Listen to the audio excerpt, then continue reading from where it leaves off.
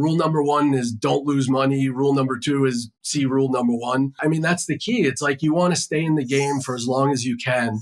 Maybe that's from Morgan Housel's book. But yeah, that's the key. It's like if you've got, whether it's $10,000 or $10 million, if you put it all into one thing and you get wiped out, now all of a sudden you're just building it back up. Welcome back to Seven Figure Leap. I have another amazing guest with you today. Yoav Gilad is a new friend, but someone that I met through a former guest of this program, Mike Abramowitz. And we met through some networking that we'll talk about as part of the call, because that's one of the big lessons we want to talk about today is the power of plugging into networks, and as well talking about the power of failure. Right. And I think that's something we don't talk nearly enough about in our entrepreneurial journey. So I'm really grateful, Yoav, to have you here. I'd love to just let you introduce yourself and tell us a little bit about your own entrepreneurial journey. Thank you very much, Dustin. I'm thrilled to be with you. I've bounced around a little bit, and I've always kind of looked at my own businesses and my own opportunities at the moment. And for the last roughly 8 years, I'm actually a private lender, specifically in the real estate field, and got into it just by pivoting. My wife and I started a business wherein we were flipping houses like you see on HGTV. And one day out of the blue, someone approached us for a loan, and we're like, what are you talking about? We're not Bank of America. This woman said, well, go talk to your lawyer. You'll find you can do it. And so we went, spoke to a lawyer, and his answer was basically, well, you can lend if you want. And it had that kind of proceed with caution tone to it. But we wrote a loan, and it was pretty darn small. It was to do Airbnb arbitrage. And inevitably, the borrower actually did default after about a year and a half. So lost our first loan. And at the time, we didn't even know enough to collateralize it. So we just got wiped out. We got a judgment, but the borrower declared bankruptcy, and that was basically it. But someone else heard about us, and they were a little more upstanding. They did pay the loan off, and away we went. And that was, like I said, about 8 years ago and hundreds of loans ago. Wow. That's cool. Well, I'd love to just go a little bit back from that, because I've learned about private lending in the last several years, actually through clients. It's just something that it's a whole world that most people don't even know exists. I think more people can relate to the immediately preceding chapter of flipping houses. I know my wife and I used to just binge HGTV and flipping houses, and had this fantasy about how cool that would be. But your background's actually in media, right? Yeah, that's right. Yeah, I came to that sort of, I wouldn't say by accident, but I was actually a car designer, got bored of sketching, decided I wanted to write. And that's kind of me in a nutshell. I can't really sit still. I can't sit in one place for too long, but started a website, and it was received pretty well, went from one job to another and higher and higher and higher, and wound up running a media department for a pretty big classic car insurance company. They're digital media. And one day got fired. They had brought in new management, and we didn't really see eye to eye. And that's basically when I said, screw this, I'm going to go to work full time with my wife and kind of eat what we kill. And that's kind of what started it all. Well, I love that you're in business with your wife too. So how long, I guess, roughly how long have you been exclusively in business with your wife? Since about 2016, Nice. I think. Yeah. So coming up on 10 years. They say if you want to test your marriage, you should go try to navigate a canoe together and then start a business together, because it's a unique challenge. My wife and I did some business things together in a chapter of my own entrepreneurial journey, and we found pretty quickly that we shouldn't do that. So she went back to her teaching profession, and I continued with the entrepreneur. And that's been a good balance for us. So I always have a ton of respect when people are navigating those waters together, because all your chips are in the middle of the table together. I think that's awesome. Yeah, we've been lucky in that we have very matching skill sets. And so believe me, there are definitely arguments and discussions, but still we split, the workload pretty well. So that's awesome. We get along, yeah. So I definitely want to dig into some of the mistakes and the failures and how you've learned from that. And of course, we want to talk about this power of networking, and again, the way that we met and some of the things that you do with some of the organizations you're associated with. But maybe to provide just a little more context, kind of zooming back to present day. So I know you do private lending. I think you're in Michigan. Yeah, just give us sort of a snapshot of what your business is like today, and how that works, like how you make money as a private lender in the current state of your business. Yeah, it's pretty basic. I mean, it's basically, you put your money out. There's a lot of paperwork and trust and relationships involved, but ultimately, you're providing a product, which is the cash, and then you get your money back, hopefully, with some interest and points, and you turn it around again. And I think the most important thing about it is to try to turn it as frequently as possible, because that's how you make the bulk of your cash. But at its core, it's entirely about networking.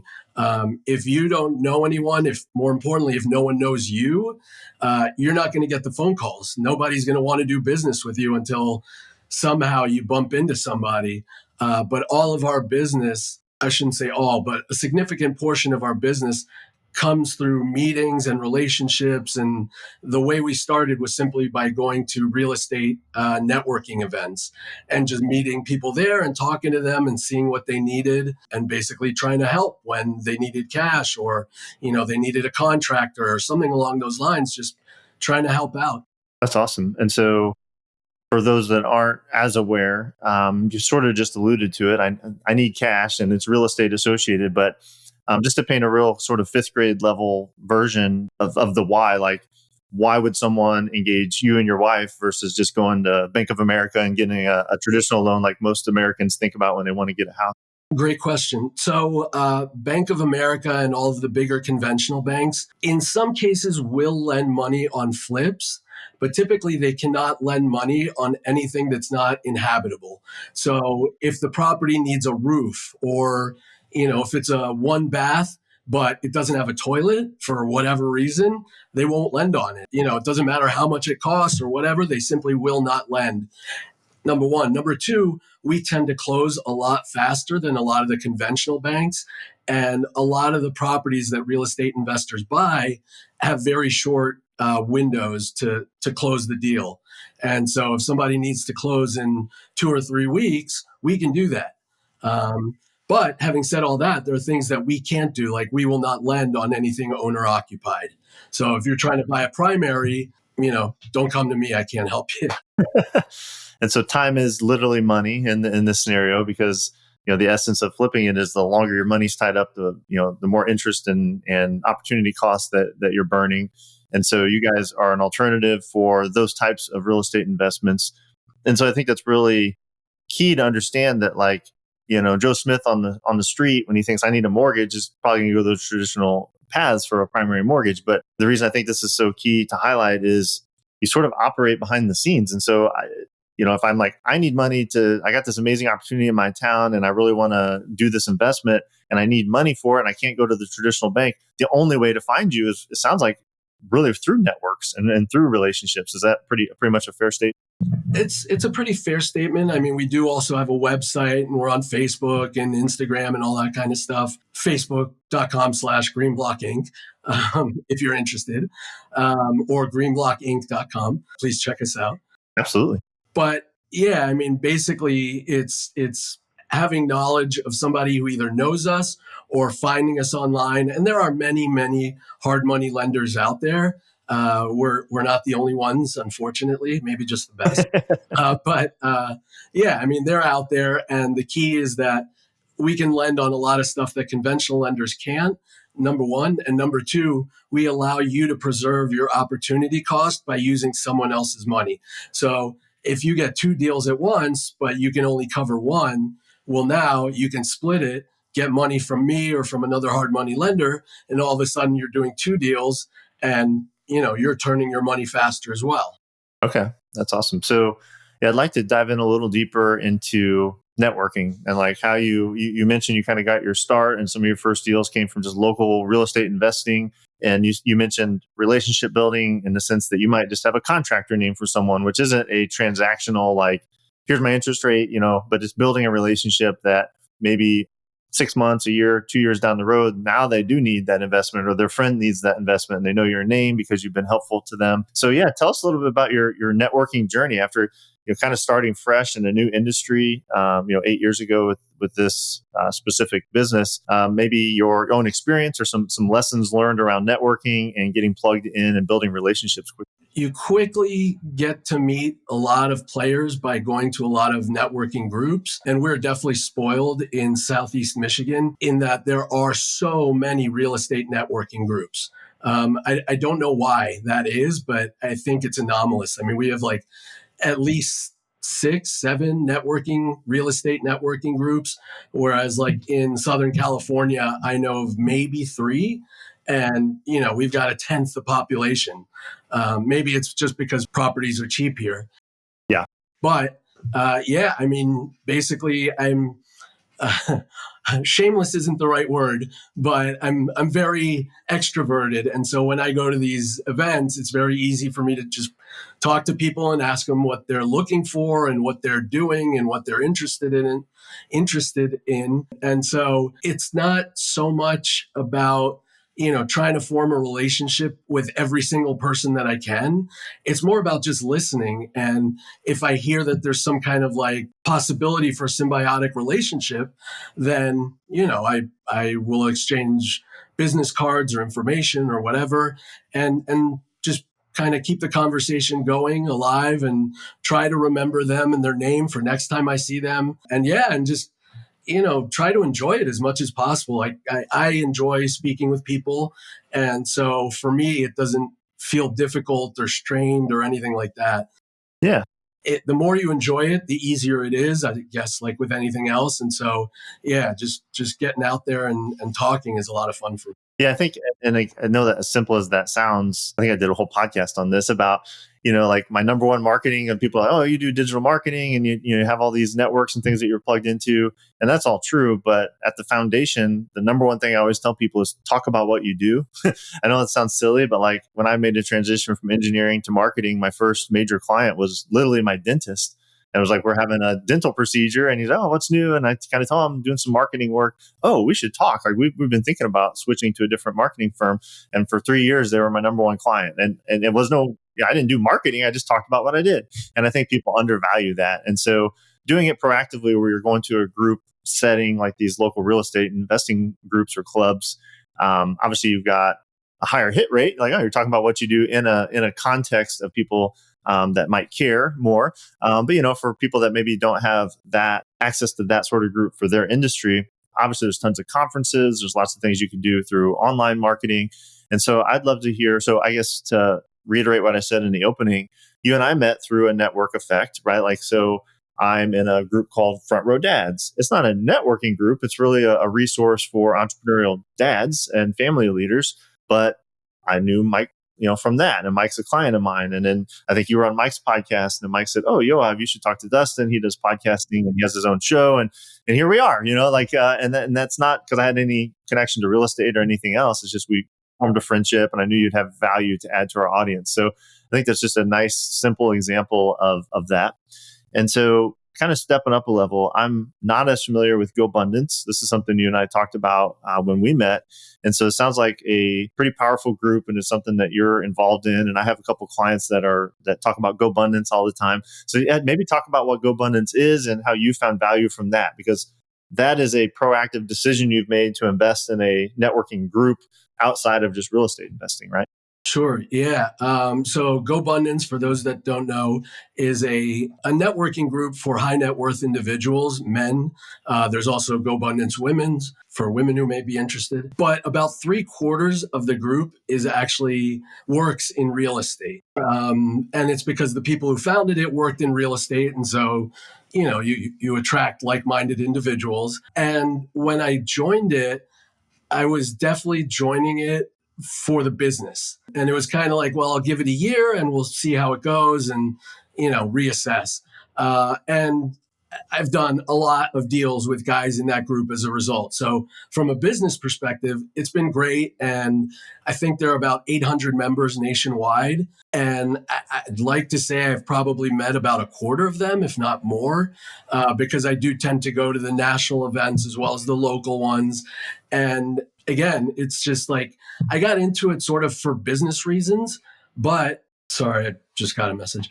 I got into it for business reasons, but I've stayed in it because I truly enjoy meeting these guys and spending time. And I think GoBundance is slogan or tagline is grab life big. And so you go on all these kind of ridiculous adventures and, you know, but you also learn about being a better husband, a better father, a better family member, a better friend. You learn more about exploring your faith and giving back to your community and things like that. And so it's not just a business networking group, which is what I love about it, and which is the reason that I stay in it, is because you learn so much about so many different things and you make so many connections that aren't transactional, that aren't like, let's do a deal and then, I'll see how I can help you or vice versa, whatever. So it's multifaceted, which is what keeps me there. I love that. Yeah, it's another one of the principles, I guess, to kind of make this more universal for folks. That Go Abundance might be an awesome network for them, or maybe it's not the specific one. But I think the key lesson I hear here is you can buy access to a network. You can invest in a mastermind. You can go to a conference. You can. We have people that come into my world with 7-figure leap that they like to be in there because they know there's people of a certain value set, people that like to use storytelling as marketing, and people that are well connected and are abundantly minded. And so you can invest in that and get access to it. You can invest in GoBundance. You can invest in For Own Dads, or whatever kind of network makes the most sense for you personally and professionally. And I love what you said. You said, well, when I decided to try this, I said I'd give it a year. Right. And I think that's the right mindset, is like, you're not marrying this thing. It's not a permanent decision. And also, you don't want to come in and give it a week and be like, I didn't make money and I'm out. And so you have to have some sort of commitment to make a networking investment pay off. But if you approach it the right way, I think it can be very valuable. So you have any thoughts on that? Or are there other networking groups or things that maybe haven't went as well, or others that you've invested in that it took you a while to kind of find your way? No, this is the only networking group that I've ever paid to be a part of. I'm a huge car guy. I love cars. I love driving them and playing with them and all kinds of stuff. And so throughout my life, I've always been part of and also started car clubs. But as I said, this is the first sort of networking group that I've ever paid to be a part of. Yeah, and it's gone very well. I mean, it exceeded expectations. I know a couple of guys that have joined and basically treated it as a business opportunity, and they basically lasted 1 year by their own choice. It's not like you get kicked out if you're not cool or whatever. um, but it's like, I think people realize quickly what you're there for. And if you're not genuine and if you're not looking to really make friendships, then you kind of start getting the cold shoulder after a while. If, the only calls you're on are, how to buy laundromats or how to do this or how to do that, like how to make more money. Like, you realize after a while that maybe it's not easy, but it's also not the toughest thing in the world. If that's why Yeah. you're there, then it's tough And to I stick like that. around. I like that as another lesson, because Go Abundance on its nose, it's high net worth individuals, a lot of real estate investors. Go Bros is sort of like like a part of the nomenclature, I think. And so it is on its nose like a place to come do find deals and find partners and those sort of things. And even in that environment, what you found, it sounds like, is still coming in as a with a servant's heart, giving first, to seeing how you can add value to people's lives, even if it's not going to result in the transaction, has made this exponentially more valuable for you. I mean, is that fair? Totally. Yep. Yeah, that's awesome. So I know. So I want to talk about networks and sort of the fact that you don't have to be invited into a network. You can proactively go find the right types of networks, either in a one-off situation like coming to a local meeting or a conference, or some of these organizations that are all about networking. The other thing we wanted to talk about, and I think we'll probably use the rest of our time on this, is sort of this idea of failing forward, or learning through failure. Because you and I talked a little bit before we hit record about just some of those initial failures. So I'd love for you to just talk about, it sounds, as we're talking here in a summary format, it's like, oh man, this guy's got it all figured out. He's got a great life, and he's got car clubs, and him and his wife are in harmony in their business, and he's doing deals, and that's true to some extent. But there's also so many things along that path that we don't typically talk about. So I'd love for you to talk about maybe an example or two of key failures that you've come out on the other side of as a better man and a better business person.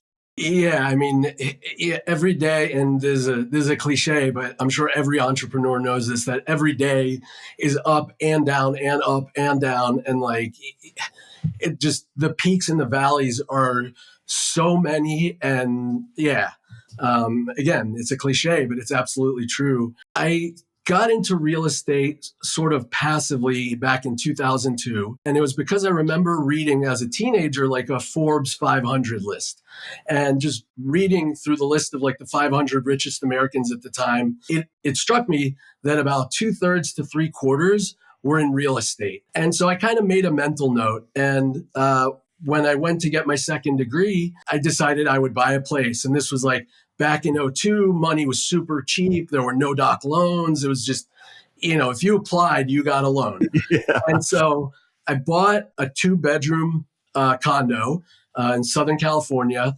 and I rented the other bedroom to a guy that was in one of my classes. And it was great. And then I decided that I got an internship in Venice Beach, and I was like, well, hell, why not buy another place?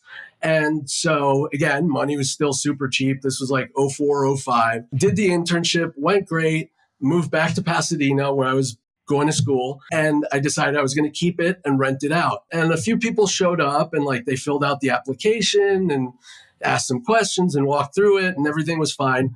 And then towards the end of the day, this guy shows up with his girlfriend, and he walks through it, and I was like, what do you say? Are you interested? I've got some applications. He's like, we're very interested, but we don't really want to fill out an application. I was like, well, I got to have your name and info. And he's like, well, I was like, come on. So I kind of forced the clipboard with the application on it into his hands. And he fills in a couple things and he just signs it. I'm like, well, what about page 2 and 3 and 4? And he's like, no, I'm not going to do that. I was like, come on, man, you got to follow the process. And he's like, no, I'm not going to do that. And I was like, well, I can't give you the place. And all of a sudden he reaches into his pocket and he pulls out like a roll of hundreds, and he just counts it out, the deposit, the first month's rent. And he's like, is this good enough for an application? I was like, it's yours.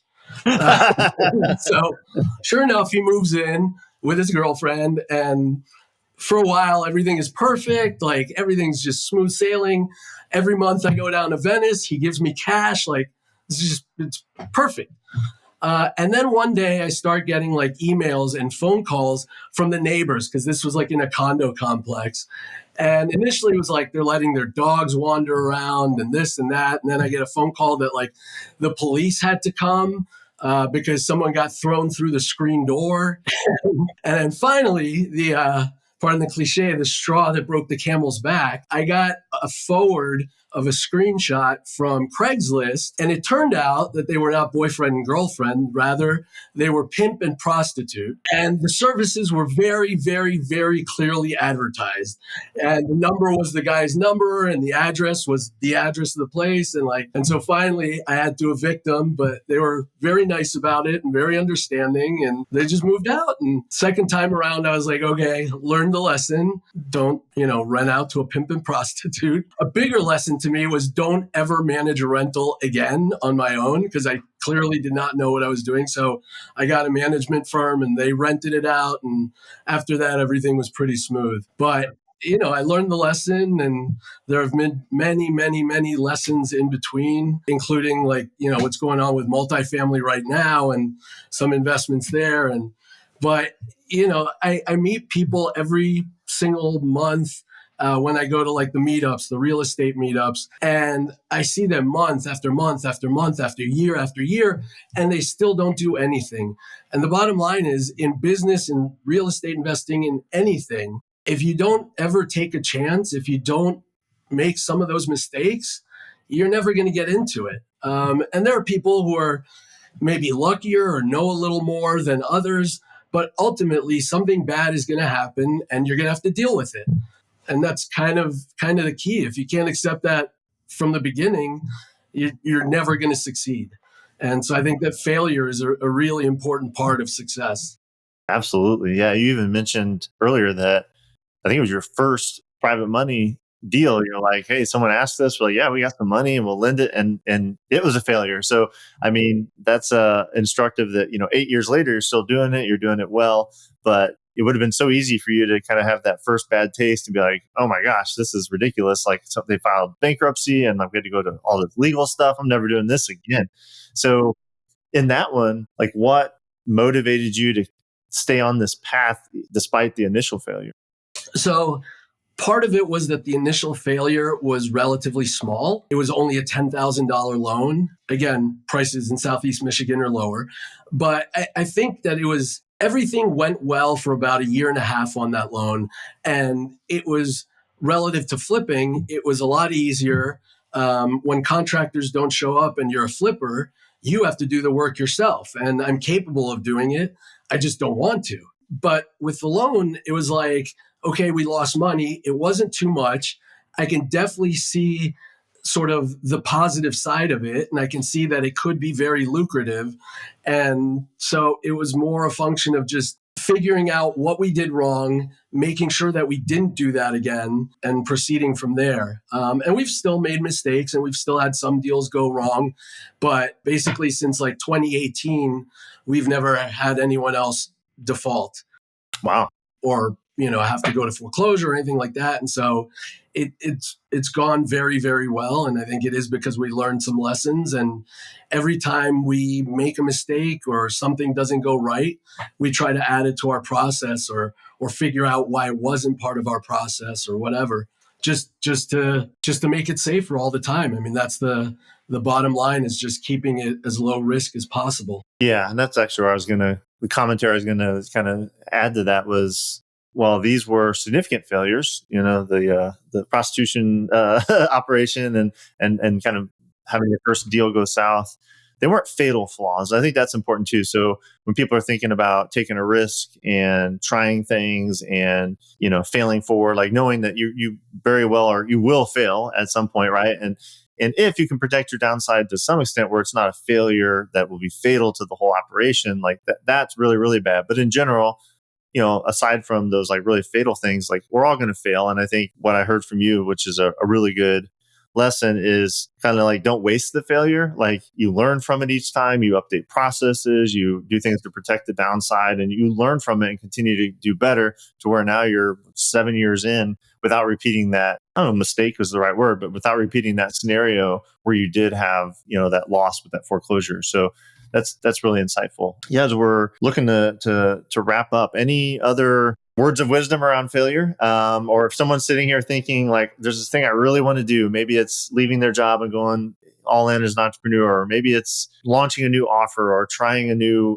program or investing in a new networking group or something like that. Is there, sitting in the seat that you're in with the experience that you have, is there advice that you would give around this idea of the fear of failure? I think that you have to come to terms with the fact that failure is always possible, whether it's your fault or the economy shifts or whatever. I think you should also avoid going all in on your first few sort of forays. Like a lot of people say, start a side hustle. I think that's great advice, even though in some ways it's harder because now you've got 2 jobs, but it keeps you safe. And I think it's Warren Buffett who said, like, never get knocked out, or, rule number 1 is don't lose money. Rule number 2 is see rule number 1. Yeah. I mean, that's the key. It's like, you want to stay in the game for as long as you can.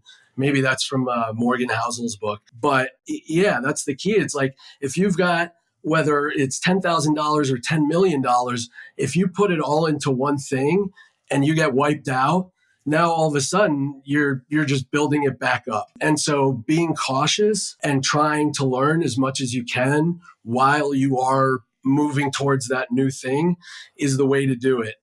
Some people, they want to just quit their job and go do this new thing. And that's great if it works out. But, if it doesn't, then what do you do? Do you go beg for your job again, or, try to start over at another company or something like that? So I think that going in slowly and very sort of consciously is the way to do it.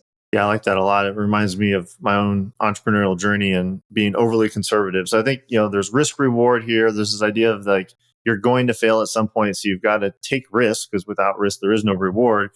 And try not to make it a permanent scenario. Like, so whenever I was in engineering, I would say I hung on to engineering for like 4 years too long. I had side hustles. I was building and building and building. And it was like this never ending horizon line that I keep getting closer and to keep moving. And I finally had this sort of epiphany, and it sounds silly now in hindsight, but I bet the listeners can relate in some way in their own business or their own career. it just kind of hit me like a lightning bolt one day. I'm like, I'm doing engineering. I've got these other things going that are generating revenue. And I was scared to death to leave engineering in part because it was an identity shift, but it was mostly because I was viewing it as a permanent decision. And I was like, well, if I leave engineering and I go do my own marketing consulting company, which is what I wanted to do, if that doesn't work out, all of a sudden we're homeless and my kids hate me and my wife leaves me, but like in reality, I could just go back and do engineering, So it wasn't a permanent decision, but in my mind, I had created made it this huge, like pivotal decision point. And so instead I said, hey, I'm going to do this in 6 months and let's prepare for it. And we did our due diligence. We tried to have some savings and we did make it a not all in bet, as you put it. And it was the best decision I ever made, but I was stuck in analysis paralysis for probably 3 years of what if this and what if this and what if this. And I couldn't answer any of those questions until I actually did the thing. And so I love that advice. And today, as a microcosm, we get these amazing people that come through my program. They want to do podcast guesting as a way to grow their business. And they've got a great story. We work with their messaging. We write a great pitch. And I was like, hey, how's it going, with your pitches? Oh, I haven't sent it. Well, why not? Well, if I'm being honest, I'm scared to death if they say yes, like I'm gonna have to do the interview. And what if I mess up? And I'm like, listen, like you invested in this, you're ready for this. We've done mock interviews. Don't let the fear of failure hold you back, because what's the downside? You screw up an interview, they don't publish it. Who cares? It's not a permanent fatal flaw. And so I think anyone in this moment listening to this interview probably has some decision, some risks that they really want to take, they should take, and they're holding themselves back with either analysis paralysis or putting this huge weight on it that it doesn't deserve. I love that, Yoav, as just a takeaway and a framework for decision making. Like, you're gonna fail, so let's fail forward and let's learn from it. But you can't learn anything if you don't take any kind of risk. So, any closing thoughts on that before we talk about you and where people can follow up with you? No, I mean that's pretty much my philosophy. Is like, take the chance. You'll never know if you don't try, and you'll always regret it if you don't try.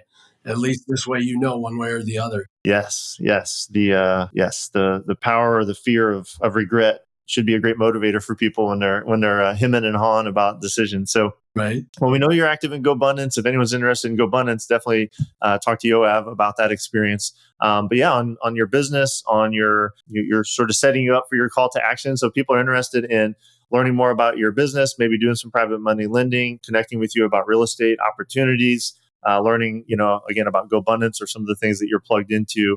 What's the best way for people to get a hold of you and go deeper? You can email me if you like. I'm happy to share my email. It's YGILAD, first initial last name, at greenblockinc.com. Nice. That's very generous of you. So yeah, YGILAV at greenblockinc.com. And then obviously greenblockinc.com would be the home base for your business, right? And it's YGILAD as in Delta. I'm sorry. I wrote it down wrong. I'm looking at your actual name and I don't know what I was doing. So awesome. Well, you can email Yoav if you want to get some more personal insights or connect in a personal way, YGILAD at greenblockinc.com. And obviously go to greenblockinc.com. Yoav and I are connected on LinkedIn, and he's got a great profile there with all his details too. So, well, I just want to express my gratitude. This is very insightful. I've learned a ton, and it's inspired me to be a little more bold in some of the decisions I need to make in my own business. So thanks for being here, Yoav. I value you, and I really appreciate your time. Likewise. Thank you very much for having me, Dustin, and listening to me. And I really appreciate the opportunity. Thank you.